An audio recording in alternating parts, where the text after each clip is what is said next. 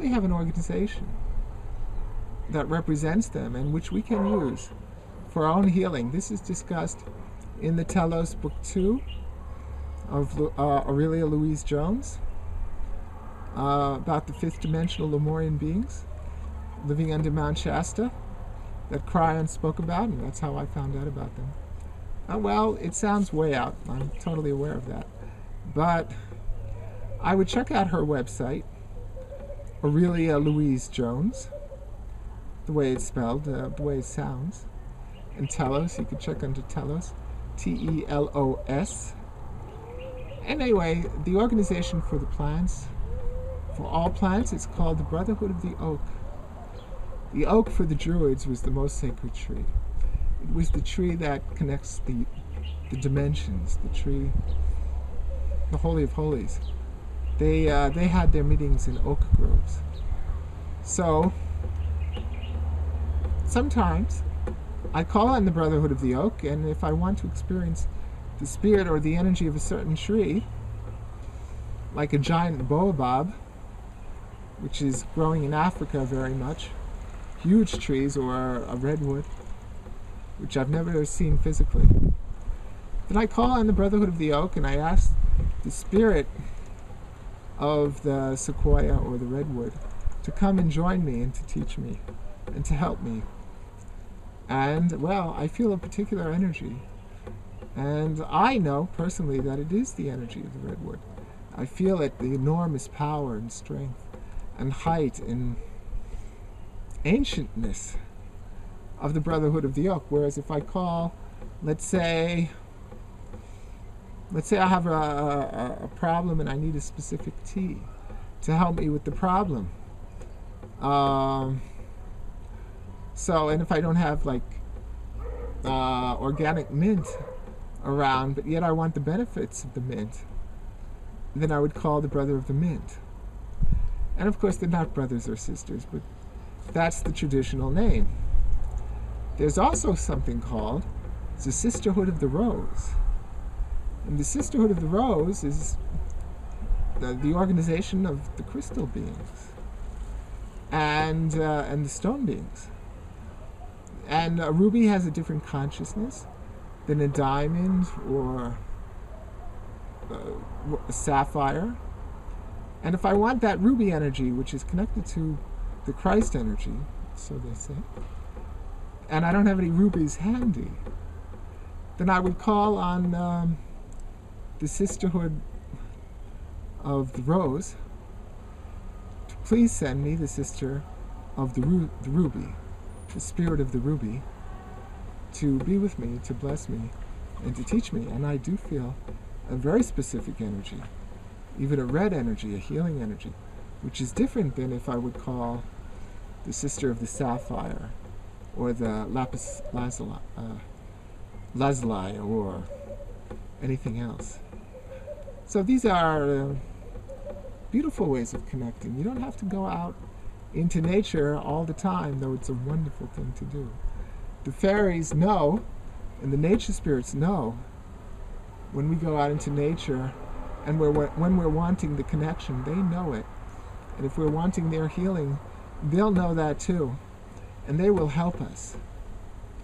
Haven't you noticed, of course, that nature is just always healing?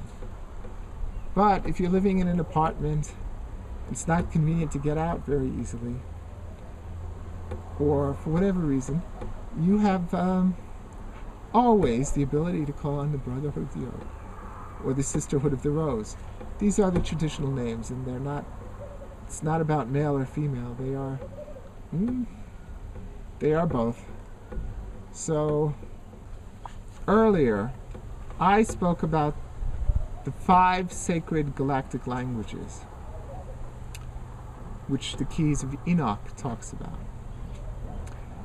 I would like to discuss, actually read a little, and then discuss a little bit about how we can use these 5 sacred languages, and in particular 5 sacred names of divine beings connected to these 5 sacred cultures. How we can use these names for our own personal growth, enlightenment, and healing. So I read from key 110, number 44 and 45. When you use Egyptian, Hebrew, Sanskrit, Tibetan, Chinese words to prime the thought vibrations to flow into your third eye area, the languages will open channels of crystalline vibration within you so that your body can work directly with the higher intelligence through telethought communication. These crystalline channels in the third eye area can be seen as 3 jewel crystals forming a pyramid. These 3 crystals in your third eye area allow resonance attunement to flow between the third eye and the spiritual template over your crown chakra, which is necessary to project and receive the higher thought vibrations of light.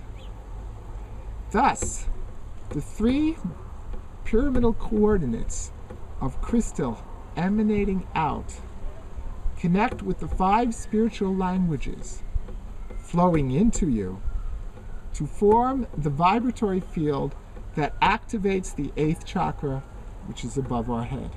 The thing is, so we have like these 3 crystals in the third eye area, 3 crystalline channels that can be actually thought of as crystals. When you start chanting these sacred names, you build, let's say, a unified crystal channel, crystal energy, right in the middle of the third eye area. When you build that unified crystal, then you're connected with the light realms, and you can get messages and see them, and you're no longer stuck. You're no longer stuck in the box of this 3-dimensional matrix system. You're connected. Also, to receive pictorial images through this third eye crystal. And 5 sacred names from the 5 different cultures.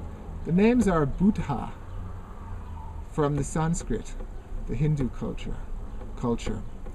Phowa from the Tibetan culture.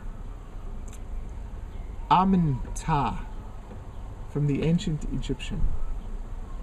Kuan Yin from the Chinese. And Gabriel from the Hebrew. So the names are sung, chanted. And the first 2, Buddha and Phowa, they activate all the vertical lines of energy, the vertical communication lines of energy within our body. And if you say the names Buddha or Phowa, which is the right way to say it, then you see the chin, the jaw going up and down. It's got that vertical energy, and it activates these vertical lines. The next 2 words, sacred names, Amenhotep, Kuan Yin. Okay, it's not that big vertical energy with the jaw. Amenhotep, Kuan Yin. Also, there are 2 parts to each of those. So if you were to read them in English, you would read Amenhotep, or in Hebrew, if you were to read it in Hebrew, Kuan Yin. There's something horizontal. There's a horizontal directionality in those 2 names. Also, in the first 2 names, Buddha, Phowa in Hebrew, they'd be spelled with a vav. Vav is the letter, the Hebrew letter, that's the very essence of verticality. It's the bridge that goes up and down.